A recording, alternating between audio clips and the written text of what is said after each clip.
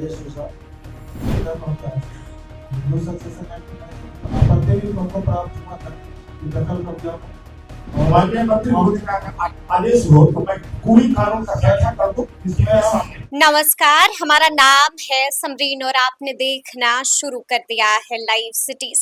देखिए, आपने देखा था कि बीते दिन मंत्री विजय कुमार सिन्हा ने दरबार लगाया था और आपको हम बता दें कि तभी विजय कुमार सिन्हा के इस दरबार में पहुंच जाते हैं वकील साहब। देखिए, वकील साहब पहुंचते हैं और उसके बाद वहां पर कानून समझाने लगते हैं और तभी माहौल बन जाता है।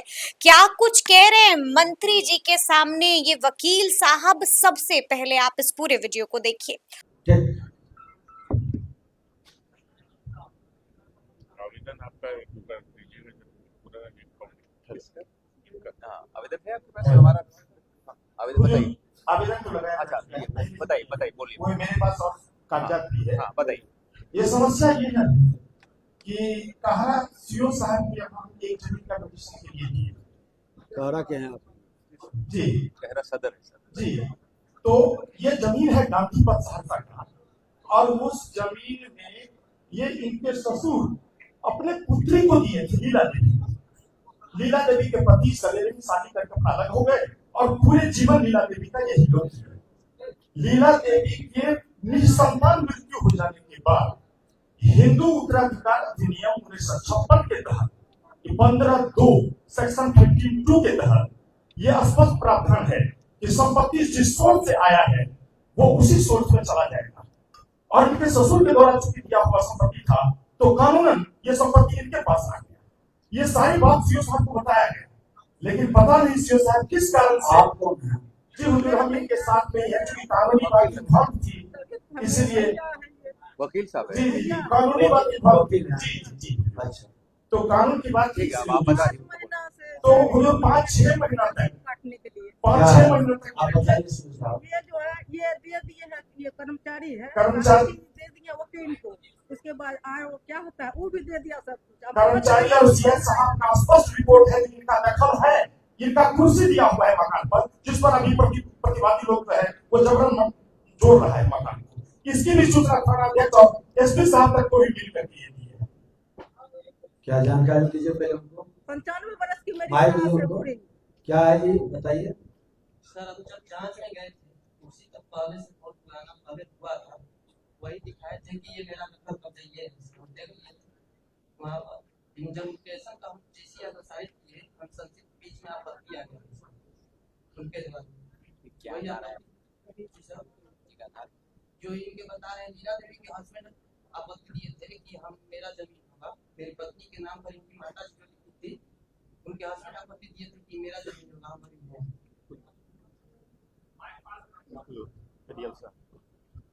नियम क्या है बताइए साहब। हिंदू सक्सेशन एक्ट में जैसे उनके जो ससुर थे अपने पिताजी थे वो अपने बेटी को लिखे थे, वो स्त्री धर्म होता है। हिंदू सक्सेशन एक्ट में जो पति जीवित है तो पति का ही होना चाहिए। और सर आपत्ति भी हमको प्राप्त हुआ था कि दखल कब्जा में इनका शांतिपूर्वक नहीं है सर। और माननीय मंत्री महोदय का आदेश हो तो मैं पूरी कानून का व्याख्या कर दूं इसके सामने। इसमें सर डिटेल ऑर्डर भी लिखे हैं सर, स्पीकिंग ऑर्डर लिखा हुआ है सर, एक्ट जरा जो सेक्शन है सर वो भी लिखे हैं सर। ठीक है, आप अपील कर दीजिए। आप क्या है नियम साहब? सर ये रही माइक ले लीजिए। क्योंकि ये पुश्तैनी जमीन है सर, तो जैसे ही उनकी पुत्री को गया, अगर उनको कोई पुत्र नहीं है और पति छोड़ के चला गया है तो पति का कोई हिस्सा नहीं होगा सर। अगर उसको पुत्र होता तो पुत्र को हिस्सा होता, यदि पुत्र नहीं है तो वापिस संपत्ति सर वापिस अपने बैंक में चली जाएगी सर। यही नियम है सर। आप ऊपर में अपील कर दीजिए। जो दुर्भाग्यपूर्ण बात है जो इसका अपील भी किए हुए हैं और ये अपील माननीय टीसीआर साहब की कोर्ट में है जो 16/9 को 16/9 को अपील किया है। देखिए इनका जितना अपना नॉलेज है और जितना इनकी समझ है उस हिसाब से लिखिए। वो अगर जो आप सहमत में है तो उसके ऊपर के पदाधिकारी के पास भेज दीजिए, वो उसका निदान करेंगे, आप भेजवा दीजिए। जो उनके यहाँ पड़ा हुआ है, लेकिन अभी नंबर नहीं मिला है। पिछला साल नंबर में फाइल किया ना। हाँ, मेरा 16 नंबर फाइल ऑनलाइन है, लेकिन केस का नंबर नहीं मिला। ठीक है, देख लीजिए, चलिए। ठीक सर। और वो जो उस पर अभी खत बना रहा है विपक्षी, जिसको रोकने के लिए यहाँ से आवेदन किया था अध्यक्ष को। एसडीओ साहब को बोल देते हैं सर। नहीं, ये प्रॉब्लम ये है ना कि जैसे अब इधर में नंबर नहीं मिल रहा है अपील में, और तब तक वो बना लेगा तो ये गलत बात होगा, इसलिए तुरंत इस पर त्वरित कार्रवाई आप करनी SDO को हम ही मौका दे रहे हैं उसको करने के लिए। बोला दीजिए। हम ही मौका दे रहे हैं ना, गलत बात है। अगर अभी है ना, करें ये तो रोकना तो चाहिए। नाजायज करने का हम लोग अवसर दे रहे हैं, और फिर तो वो ये अपने आप लटका ही करके मामला। गलत बात। बोलते हैं और एक बार हम आग्रह करेंगे कि कुछ विषय जब इस तरह के लिटिगेटेड हो तो ऊपर के पदाधिकारियों से भी संपर्क सलाह ले लेना चाहिए कि इस तरह के मामला में क्या हो, मार्गदर्शन मांगना चाहिए, लेना चाहिए। इनको जो है वो हिंदू अधिकार अधिनियम के सेक्शन 52 अच्छा, कोई बात नहीं, अभी इसको खिलाफ किया गया। इनको इसका छाया प्रति भी दिया गया। पता नहीं इतने अच्छा, साक्ष्य के बावजूद ये किस आधार पर ये कर। अच्छा वकील साहब, कोई बात नहीं, जितना आपकी तरह वो वकील नहीं है, उनको जितना समझता है उन्होंने कर दिया। आगे आप स्टे लगवाइए और यथास्थिति करिए पहले।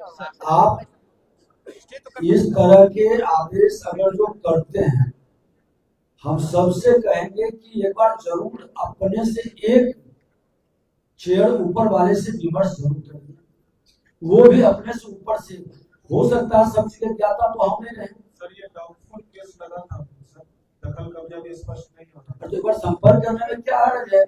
हम तो इतना ओपन होकर के खुल करके बात करते हैं। कई लोग को इस पर आपत्ति भी हो रही है, लेकिन इसलिए चर्चा करते हैं। आज देखिए इस तरह के मामला से हमारे DCLR, ADM कमिश्नर साहब, हमारे प्रधान सचिव, SP साहब सब बैठे हैं, तो सबकी विषय आ रहा है। अब इस तरह के जितना मामला बिहार के अंदर है, सब में एक निर्देश जा रहा है। ये कार्यक्रम के माध्यम से एक निर्देश भी तो पास हो रहा है, और उसके बाद भी कंफ्यूजन है।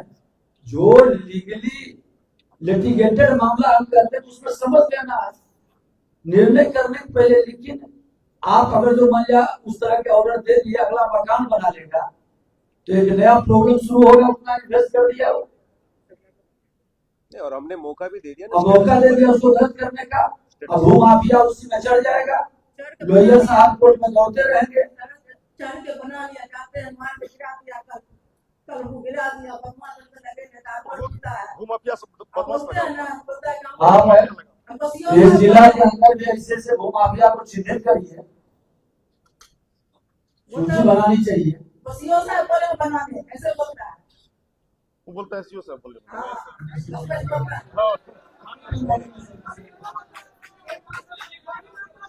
अब एक लीजिए, कोई भी गलत करेगा उन नपेंगे, उन पर कार्रवाई होगी, ये ध्यान में रखिएगा। कुंडली घेर दिया है सर, मैंने गेट लगा दिया, और थानों में भी जाके किया है, बोलते हैं कि अब तुम लोग भी जाके घुस जाओ, मारपीट करो। क्या कैसे करें बताइए।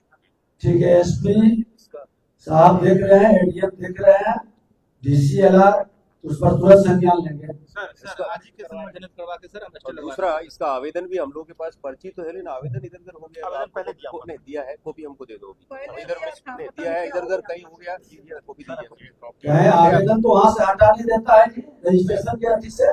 नहीं इधर आवेदन दिया हुआ था सारा। एक बार कॉपी वापस दीजिए ना, आया है मिसप्लेस होता, इधर उधर कहीं इसमें चला अरे गया। देख लीजिए, खुजवा लीजिए, तो सेकंड आवेदन दे दीजिए। आप दे दो, है आपके पास लिख के दीजिए।